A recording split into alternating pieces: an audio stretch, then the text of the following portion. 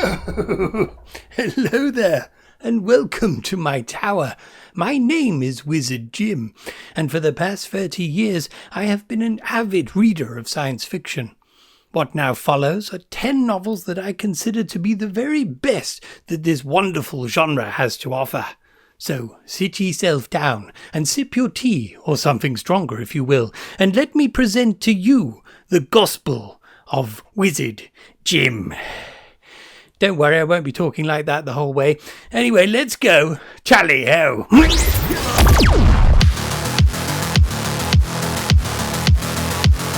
Yes, here we are. Yes, The Day of the Triffids by John Wyndham. Now, this is the earliest book that I'm going to show to you today, published back in 1951. But it's very important to me because I read it at the tender age of 10. It was the first science fiction novel I'd ever read. So, picture this, my loves. Bill Mason wakes up in his hospital bed, his eyes covered by a bandage. He's a biologist who studies the Triffids, an ambulatory plant that he suspects was bioengineered by the Soviets and has since invaded every corner of the world. He removes his bandages and finds the hospital in disarray and the city of London brought to its knees, for everyone in the world has been rendered blind by a celestial event the night before. They are now at the mercy of the dreaded Triffids. So yes, as a child, there were 3 things about this novel that blew my tiny mind. First of all was the idea that a plant could be dangerous, something otherwise innocent enough sitting down there in your garden that could actually move around and potentially kill you was quite a novel idea. It had this kind of whip-like extrusion from the top of it that could sting you and potentially kill you. The second thing, of course, was this idea of mass blindness. This is something I'd never considered before. The loss of this most important part of our sensory apparatus, once that's gone, everything goes to hell, of course. And yes, of course, everyone is at the mercy of these Triffids. But that's just the beginning of it, because the third thing that really, I'd never experienced anything like this, was my introduction to the apocalyptic event. The fact that other than the monstrous Triffids, we are dealing here with societal collapse, and the idea that civilization is built on quite unfirm ground at the best of times. Of course, this was a big change that caused everything to go crazy, but it reminded me that things could go awry at any moment, my loves. Okay, so 2 other books that I would recommend that you might want to read by John Wyndham. Equally wonderful, I must say. The Midwich Cuckoos, which is about kind of a sleepy English village whereby everyone is rendered unconscious, and upon waking they find that all of the women folk have been impregnated. They soon give birth to children with golden eyes and white hair, who all apparently are telepathic, quite scary. Of course, made into the film The Village of the Damned. Another one worth looking at is Chocky. It's about a kind of disembodied alien intelligence that supposedly communes with a little boy. But there we are. Let's move on to the next, my lads. Yes, the next one, of course, is... that always scares me. Richard Bachman's The Long Walk, published back in 1979. Of course, this is not Richard Bachman. This is the pen name of Stephen King. But yes, I thought I'd preempt the movie that's coming out in the summer. Francis Lawrence is directing The Devil. Now, whether this film's going to be good or not, who knows? But the book will undoubtedly be better. This is a dystopia with bells on.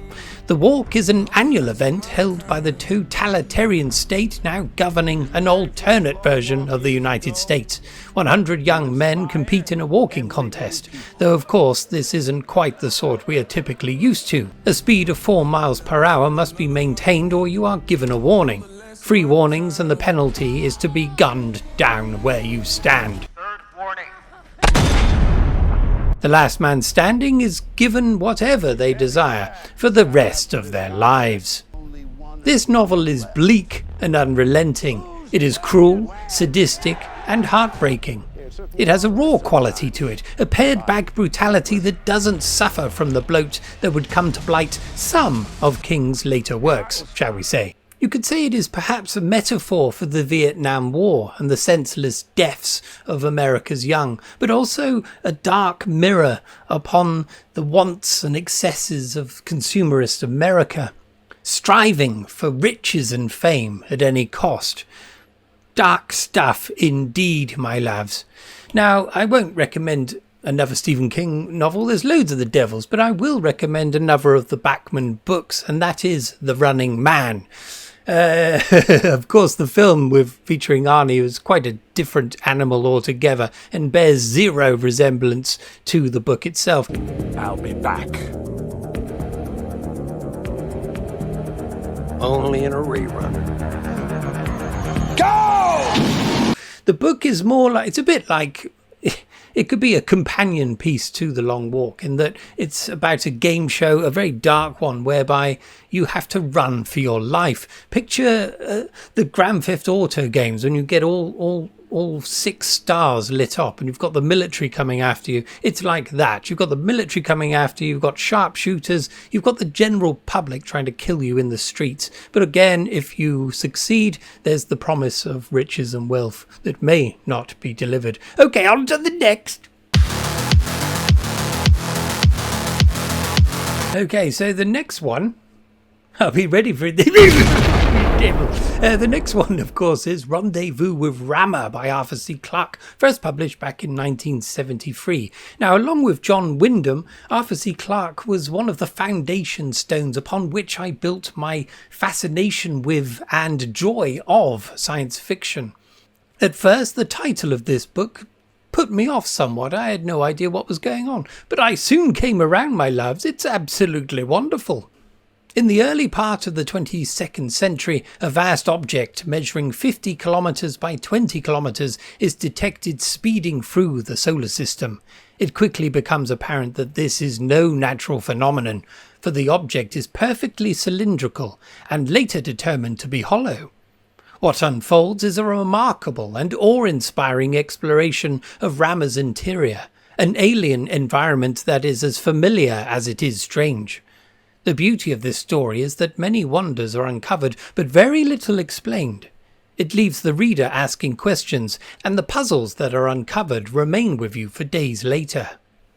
Yes, there's very little in the way of character development in this book, which is a criticism often levelled at Clarke's work, but for me this is never a problem. This is hard science fiction. Here, everything is in service to the ideas and the science behind this wonderful alien artifact, so that never bothered me. Hard science fiction at its best. Human sensibilities be damned! Unfortunately, there is a series of these books written in collaboration with Gentry Lee. I think he probably wrote the lion's share of this. Here, characters are given full reign, but it's diminished because of it, I would say. So all of the mystery suggested in the first book is flensed away from the bone in the books that follow. I mean, it's nice in a way, you get some answers, but I prefer not to know them, my love. So a cautionary tale there if you fancy dipping your toe into the books that follow. Of course, other ones I might suggest, of course, are the Space Odyssey series, absolutely wonderful, and the terrifyingly brilliant Childhood's End. Now, when I first heard of that book, I couldn't get it for love nor money. It was out of print at the time, but you should easily be able to get a copy now. And of course, it's on eBay. Anyway, on to the next, my loves. I did say I wouldn't talk like a wizard anymore. I'm sorry, I can't help it. I'm a wizard after all. Anyway, the next one is, of course, here it is, Mockingbird by Walter Tevis, published back in 1980. Now, this wonderful tale begins with an android climbing up the Empire State Building in what remains of the ruins of Manhattan. Once there, he stands upon the very edge and contemplates the one thing that he is powerless to do: end his own life. What a wonderful way to begin a story, my loves. Said android goes by the name of Spoforth, and he is forever denied this opportunity to end his long life due to the edicts of his programming. But why would a robot wish to end its own life? Well, Spoforth is something of a shepherd, and his sheep are a rather docile breed known as humans. For here we find humanity at the very end of its tether in this bleak vision of the future. Artificial intelligence has removed the need for work, and people are left to merely entertain themselves, largely in the form of narcotics. The ability to read has been thoroughly lost, and fertility rates have dropped to zero. A popular pastime for those still living is self-immolation in the midst of their drug-fueled ecstasies. In short, humanity is on the brink of extinction. This is a very powerful story for our times. It might have been released back in 1980, but with the intrusion of AI into our daily lives and workplaces, it's more relevant than ever. Humanity, robbed of agency and even the ability to read, is rendered all but useless. In the end, it isn't the threat of some novel disease or nuclear war, but plain old apathy that threatens our existence. Now, another suggestion I might have for you for Walter Tevis would be The Man Who Fell to Earth, famously made into a film back in '76 featuring our dear David Bowie. What kind of magic spell to use? Not that one, no, this one here, where his otherworldly appearance was put into excellent service as an alien marooned on Earth.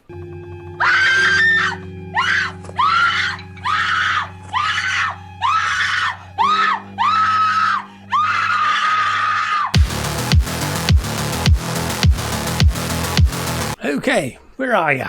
There he is.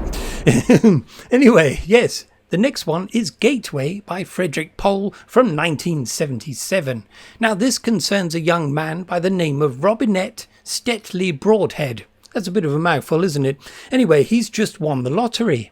But it's not money that he's acquired, but a one-way ticket to the Gateway. This happens to be a hollowed-out asteroid left by an ancient race of aliens known as the Heechee. Earth is overpopulated and its people largely impoverished, so for desperate people like Robinette, the Gateway provides a risky opportunity for riches. For contained within the asteroid are around 1,000 small ships that can take 1, 3 or 5 crew members.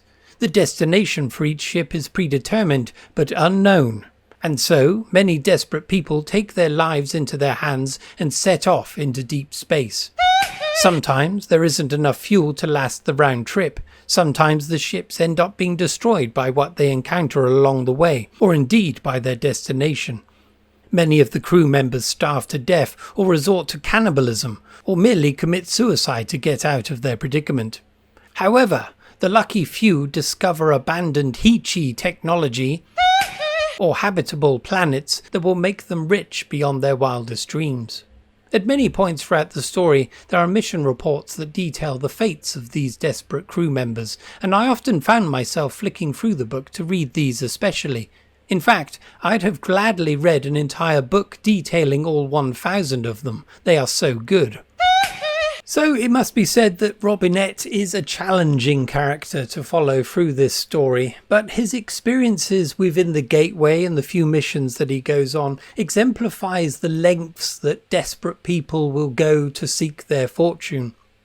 The ending, when it comes, is both thought-provoking and terrifying, and will stay with you long after you've read it.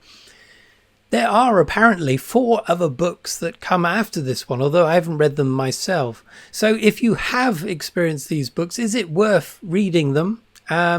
Would it make Wizard Jim happy or unhappy, you might say? I don't want another Rama situation where I read the other books and it spoils the original one. It didn't spoil it, but you think you know what I mean. Anyway, let's move on to the next. Okay, what have we got next? See, it's not going to scare me. Oh, dear me. Okay, yes, we've got Ubik by Philip K. Dick from 1969. Now, who doesn't like a bit of Dick, I ask you? Now, I could have picked any number of his novels because I absolutely love his work. But for me, Ubik encapsulates everything I love about Philip K. Dick's writing. Published in 1969, this story is set in the far-flung future of 1992. Here, the moon has been colonized and a number of incredible advancements have been made. There are telepaths and precogs, and people known as inertials who are able to block their mischief. And death is ultimately no longer entirely final. A form of cryogenic suspension is now employed, a process known as half-life, whereby the half-alive, half-dead occupant can still communicate with the outside world. I won't get into the premise for this story because it is so wonderfully convoluted and surreal that it would take some time. The long and the short of it is that we get to experience many of the themes that Dick held dear. The fragility of lived and experienced reality, shifts in time and dimension, existential questions regarding consciousness and the afterlife. It also introduces the surrealism of objects such as the aerosol spray can of Ubik, which are capable of returning things to how they should be. Now, did any of that make sense? I very much doubt it. But for those of you who have never experienced any Dick in your life, you might find this book and many of his others something of a challenge to get into. I find that it's best to leave your preconceptions and at times even your sanity behind when attempting to read one of these books. Just let it flow over the top of you, and you're rewarded with stories that go beyond your imagination entirely. It always informs my dreams whenever I read one of these novels. Now, a couple of other ones that I might recommend, favourite Dicks of mine, if you will. Valis. Now, that's a fictionalised account of Philip K. Dick's mental breakdown, during which time he thought a vast alien intelligence was communing with him. And of course, there's Do Androids Dream of Electric Sheep, upon which those Blade Runner films were based. So, yes, but don't expect Harrison Ford bimbling around a dystopian city.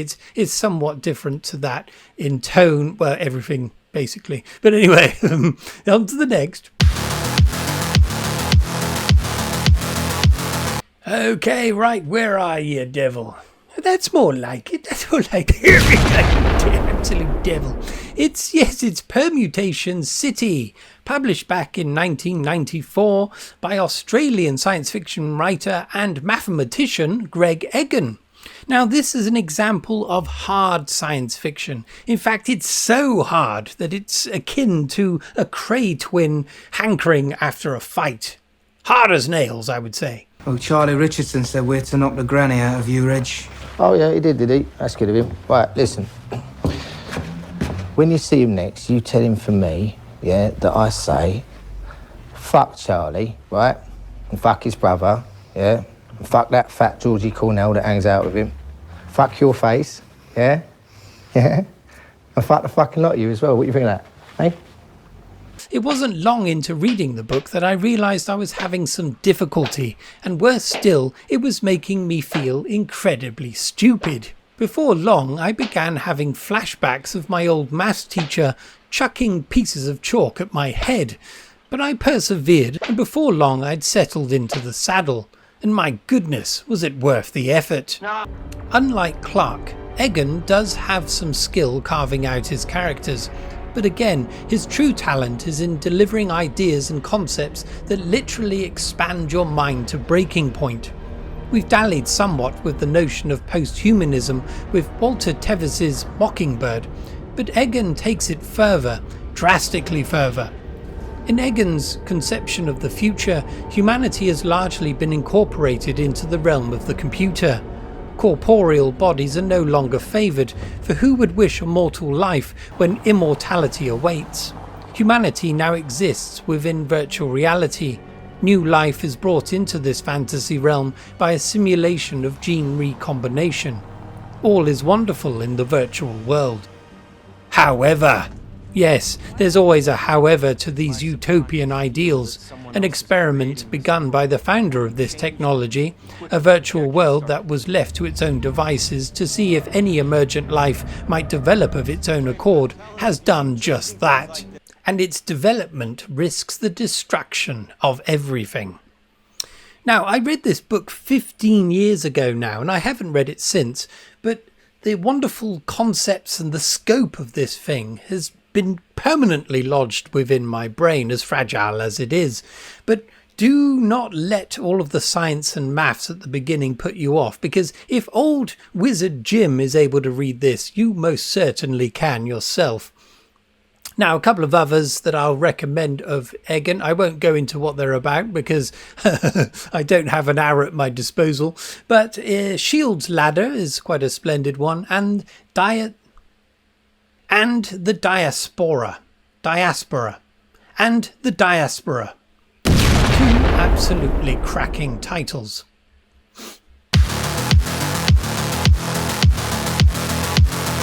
Okay, down you come. That's more like it. Right, this is Blood Music by Greg Bear from 1985.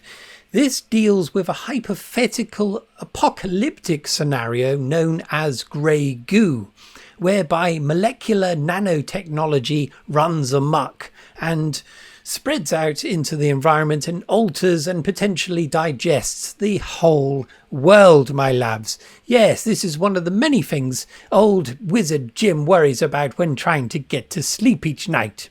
The story begins with a biotechnician by the name of Dr. Virgil Ulam, who creates tiny biological computers fashioned out of his white blood cells. Yes, why not? His employer gets cold feet about his radical work and wants his work destroyed. In desperation, the good doctor decides on a drastic solution to avoid seeing his work go down the toilet. He injects it into his own body. It isn't long before the doctor's augmented blood cells begin exploring their new environment and begin changing it. At first, it's a mutually beneficial arrangement. The doctor's health is improved. He no longer needs to wear glasses. He's fitter than he's ever been in his life. But then, the smart little buggers want more and decide to disintegrate the doctor. He and his work end up, belatedly, down the toilet and into the water supply. I think you know where this is going, my loves. What ensues is a horrific pandemic, a disease of sorts, although a very novel disease at that threatens to engulf the entire world. Now, as bleak and depressing as this sounds, in the hands of Greg Bear, there's always hope. There's always light at the end of the tunnel.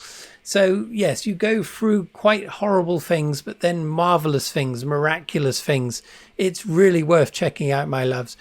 Now, another suggestion I would have for Greg Bear is the Way series, or the Way Trilogy. I think there's 3 books in it. It begins with Eon. I think it's called Eon. And this is, again, going back to Gateway and Rendezvous with Rama. It's about a hollowed out asteroid within which is an infinite tunnel. So, yes, really, really great stuff. Worth checking out, my loves. Okay, come on then, down you go. It's shy now.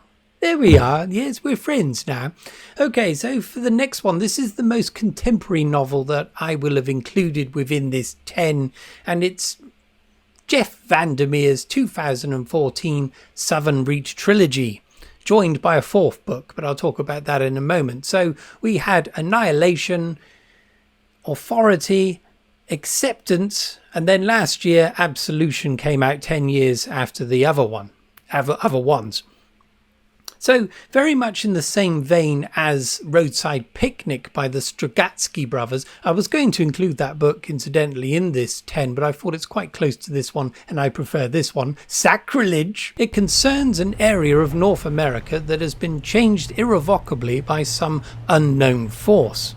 It is protected by an invisible barrier, and the land contained within, known thereafter as Area X, is a land that warps reality and plays curious games with time, space and anatomy.